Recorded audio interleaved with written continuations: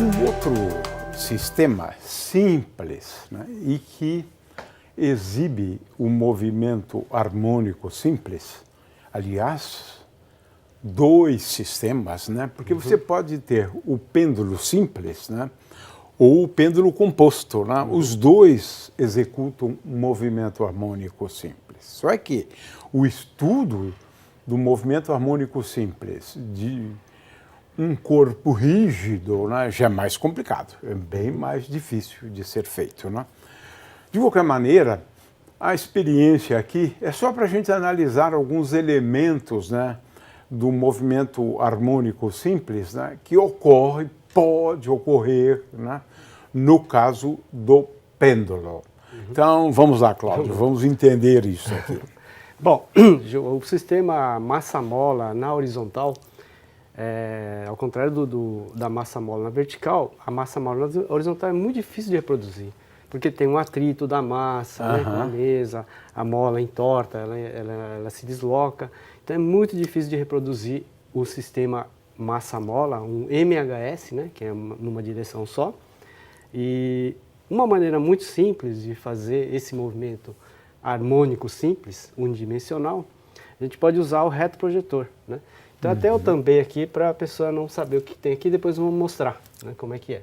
Então, vamos ligar o retroprojetor e aqui tem lá um corpo, né, no meio, ali seria o ponto de equilíbrio. Na, né, posição de equilíbrio, né? Uhum.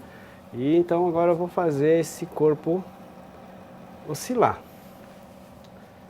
Então, ali eu tenho um movimento harmônico simples, a sombra, né, daquele movimento, né, mas não sabemos o que tem aqui. Né, seria um movimento similar a uma massa-mola, né, só que a sombra, né, desse... Então, aqui é interessante porque é fácil determinar o período, né? Você sim. conta quantas vezes, né? Isso. Por exemplo, durante, sei lá, um certo tempo, né? Então é fácil. E amplitude também, né? Porque é a distância máxima, a partir do ponto... Exatamente, é. E a partir do período você determina a frequência, né? A frequência angular, né? Bom, essa depende basicamente do comprimento, né? do fio, né? No caso do pêndulo simples, né? Então é uma experiência que é simples, mas realmente usando o retroprojetor seria interessante para os alunos, na verdade, né? Agora, aqui a gente já começa a notar a questão do amortecimento, né? Sim.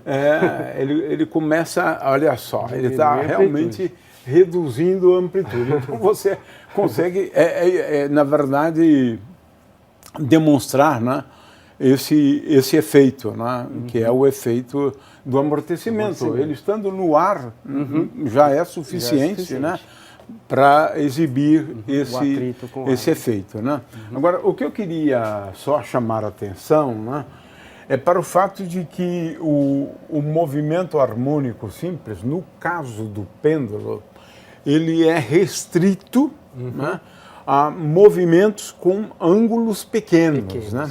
Exatamente. Então, coloque um valor aqui alto, né, do ângulo, né? Porque, nesse caso, o movimento é oscilatório também. Ele é oscilatório também. Ele vai e volta sobre si mesmo. Porque essa é a característica do movimento harmônico simples, né? Aliás, desculpe, do movimento oscilatório, né? Porque o amortecido também, a gente diz que é um movimento oscilatório. Ele vai e volta, não sempre com a mesma amplitude, né?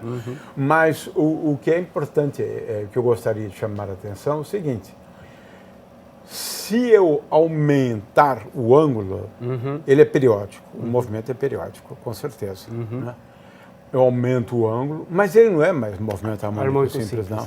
Aliás, esse movimento aqui, olha, quando eu solto com um ângulo grande, ele é um movimento oscilatório, ele vem até aqui, volta, vem, tem período, volta. Tem frequência. Né? Ele é oscilatório e ele é periódico, se a gente desprezar, né, a resistência do ar, né, mas ele não é um movimento harmônico simples. Aliás, esse tipo de movimento aqui, com ângulo grande para o pêndulo, não é fácil de descrever, não.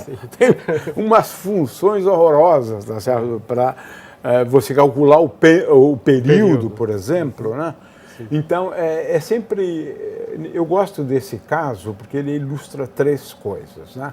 Um movimento oscilatório que não é periódico, né? Aliás, que é periódico, mas que não é harmônico simples, né? O amortecido, que acontece também, né? E, finalmente, o movimento harmônico simples, que acontece quando o ângulo aqui é pequeno. Pequeno, né? Menos de 5 graus, né? Que é esse caso que você ilustrou primeiro. Exatamente. Muito bem, então realmente é bem interessante essa experiência para a gente chamar a atenção para essas três coisas, né? O amortecimento, o harmônico simples e o movimento oscilatório que não é harmônico simples. Sim. Uma vez que a amplitude é grande, né? E para ilustrar, a gente pode até, para pequenas oscilações, né, deixar ele oscilando um tempo, né? E os alunos poderão, com o cronômetro ou com o celular, por exemplo, medir o período, né? Ele contaria, por exemplo, 10 oscilações, mede o tempo para 10 oscilações e divide por 10, você tem um período. Então, é o tempo para ele voltar aqui 10 vezes. 10 vezes, é isso, né? Exatamente. Voltou ali 10 vezes, né? Mede o tempo divide pelo número de vezes, exatamente. Né? E você tem um período. É fácil. A partir daí você pode descobrir, por exemplo, o comprimento do pêndulo, né? Quer dizer, ou, sabendo se o comprimento do pêndulo, achar a aceleração da gravidade. Quer dizer, dá para fazer alguns experimentos interessantes, né? Quantitativos.